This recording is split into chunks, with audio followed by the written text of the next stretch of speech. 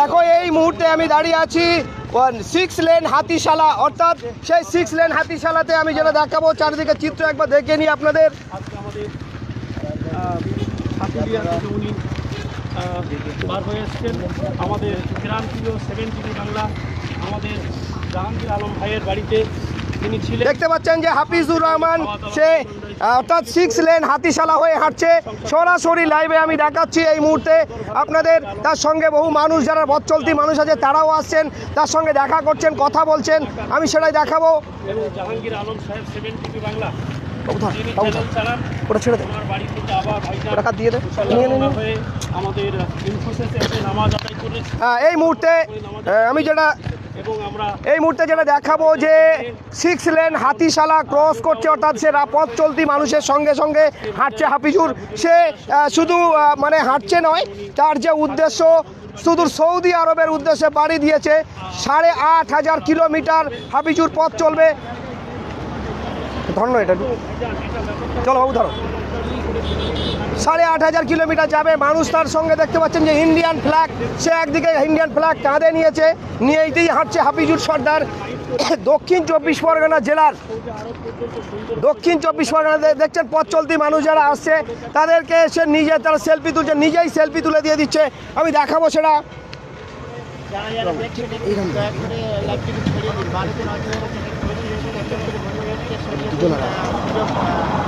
থাকবে না এরকম ঐতিহাসিক একটা মোড়। আমি হাফিজুরের সঙ্গে হাঁটছি, একটু দেখাবো আপনাদের। দেখুন হাঁটতে হাঁটতে প্রায় আমরা হাফিজুর আজকে 1 দিন 2 দিন নয় 3 দিন 4 দিনে পা দিল। সে বাড়ি থেকে বেরিয়েছিল অলরেডি, আজ তার 4র্থ দিনে পড়লো, অর্থাৎ সে দক্ষিণ 24 পরগনা তার নিজস্ব জেলা ক্রস করে সে উত্তর 24 পরগনা পার করে এখন কলকাতার মধ্যে ঢুকেছে, অর্থাৎ নিউ টাউন হাতি লেন হাতিশালা 6 লেন দিয়ে হাঁটছে। তার গন্তব্যস্থল হবে কোথায়, কিভাবে হবে, আমি একটু হাফিজুরের কাছ থেকে জানবো এবং জানার চেষ্টা করবো, তার সঙ্গে আপনার কথা বলাবো। অনেক মানুষ আগ্রহ আছেন যে তারা হাফিজুর কোথায় আছে, কিভাবে যাচ্ছে।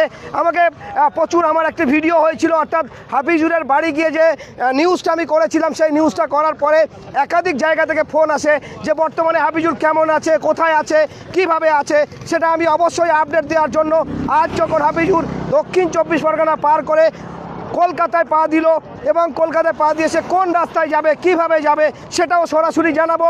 এবং যারা ওর সঙ্গে সাক্ষাৎ করতে চায়, এই হাফিজুরের সঙ্গে যারা সাক্ষাৎ করতে যায়, অবশ্যই আপনারা যদি আমার এখানে ফলো করেন, আমি চেষ্টা করব প্রতিনিয়ত আপডেট দেওয়ার জন্য।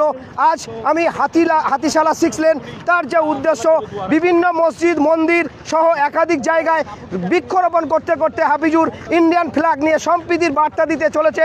আজ আমরা যেটা জানতে পাচ্ছি যে গোটা ভারতবর্ষ জুড়ে যে সম্প্রীতির বিঘ্ন হচ্ছে, অর্থাৎ হানাহানি এবং মানুষের যে কুরুচিকর মন্তব্য আমরা বারবার দেখছি একটি সম্প্রদায়ের উপরে, তখনই হাফিজুর নিজেই ইন্ডিয়ান ফ্ল্যাগ হাতে উঁচু করে নিয়ে সে চলেছে বৃক্ষরোপণ করতে করতে, কখনো মন্দির, কখনো মসজিদ, কখনো গির্জা, কখনো মাদ্রাসা। আমি এবার কথা বলবো হাফিজুরের সঙ্গে। হাফিজুর, কেমন লাগছে তোমার আজকে 3য় দিন পার করে 4র্থ দিনে? খুব ভালো লাগছে।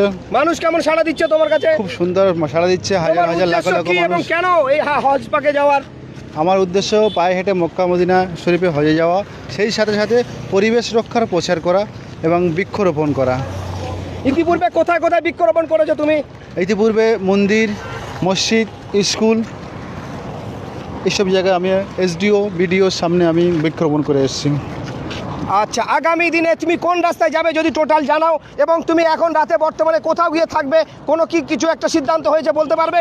তাহলে সেটা যদি জানাও, যে সমস্ত দর্শকরা যারা দেখতে চায় যে তার এলাকার মানুষের কাছাকাছি গিয়ে সেটাও জানাবে। হাফিজুর কোথায় থাকবে আমি হাফিজুরের থেকে জেনে নেবো। আজ রাতে কোথায় থাকবে তুমি?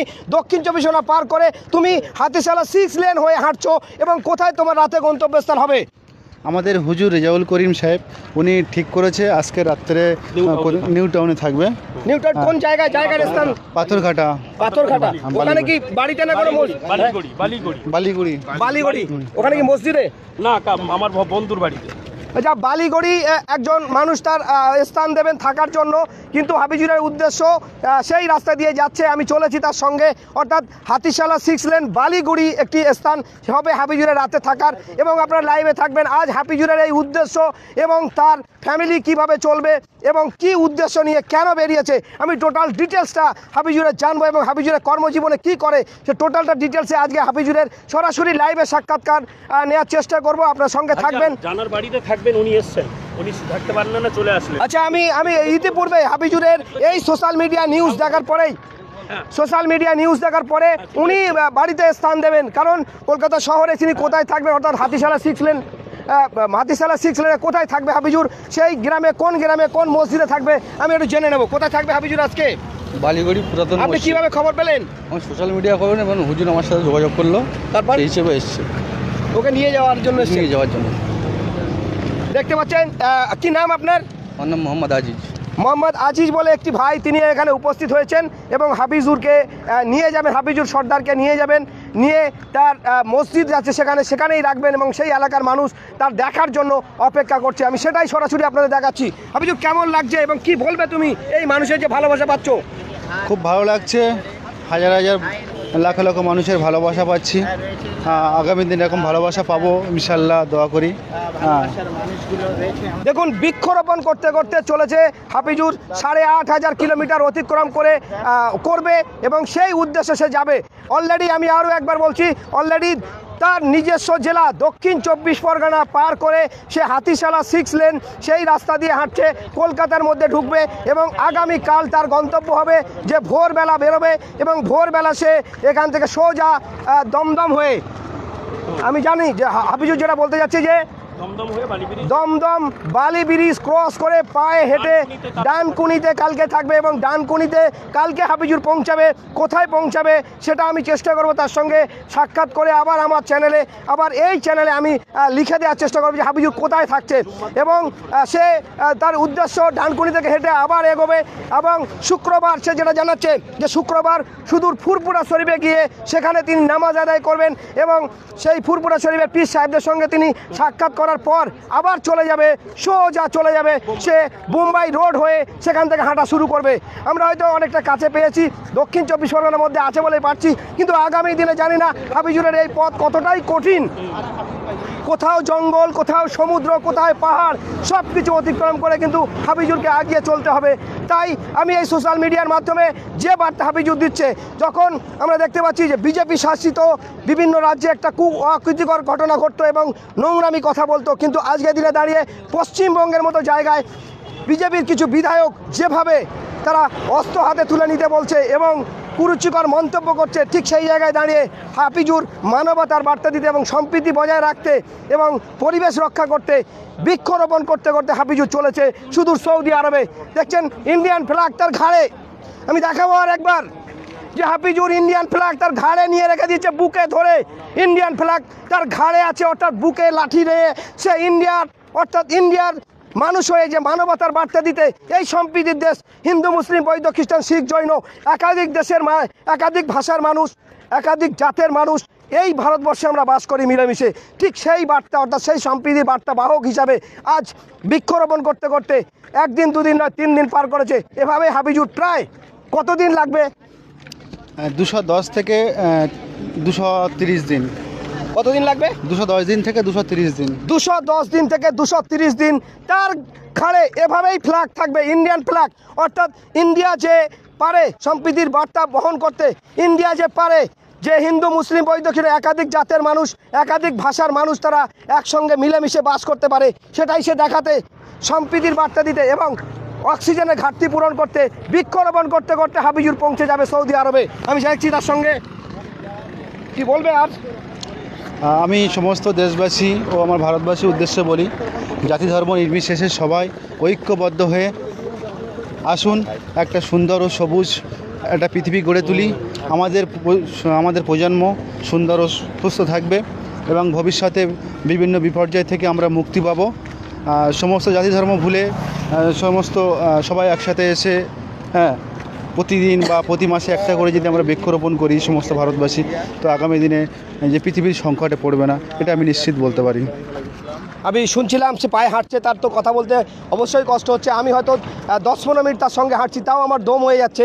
তারপরে হাফিজুর আজকে 4 দিন হেঁটে চলেছে, হাঁটছেই তো হাঁটছে। যেখানেই মানুষ দেখছে তাকে গাড়িতে নেমে কেউ এসে তার হাতে মোসাফা করছে, আবার কেউ তাকে অর্থ দিয়ে সাহায্য করছে যে ভাই এই টাকাটা তুমি রাখো, তুমি রাস্তায় যেতে গাছ কিনে তুমি বৃক্ষরোপণ করবে। আমি দেখতে পাচ্ছি কোনো গাড়িওয়ালা হচ্ছে হাত বাড়াচ্ছে। অসংখ্য ধন্যবাদ সবাইকে, আপনারা লাইভে থাকবেন। আমি আজকে লাইভে হাফিজুরের যেখানে গন্তব্যস্থল হবে তার সঙ্গেই আছি এবং চেষ্টা করব তার এই উদ্দেশ্য কেন, কি এবং পরিবার কিভাবে চলবে, এবং বৃদ্ধ মা, তার বাবা নেই, সে মাকে রেখে এসছে, 3 বছরের ছোট বাচ্চা সে সেখানে রেখে এসছে, 10 বছরের ছেলে এবং স্ত্রী সহ রেখে এসছে। কিন্তু হাফিজুরের একটা সবচেয়ে বড় কথা আমি জেনে রেখে দিই, হাফিজুরের আর কেউ নেই, ভাই নেই, হাফিজুর একা। তারপরেও সেই একা হয়েও সমস্ত কিছু তিনি বাড়িতে ফেলে রেখে দিয়ে সোজা হেঁটেছেন 8500 কিলোমিটার পাড়ি দিতে এবং বৃক্ষরোপণ করতে করতে সম্প্রীতির বার্তাবাহক হিসাবে হাফিজুর চলেছে 8500 কিলোমিটার পথ অতিক্রম করবে সৌদি আরবের উদ্দেশ্যে। হাফিজুর হাঁটছে ইন্ডিয়ান ফ্ল্যাগ ঘাড়ে নিয়ে, সেটাই দেখাবো।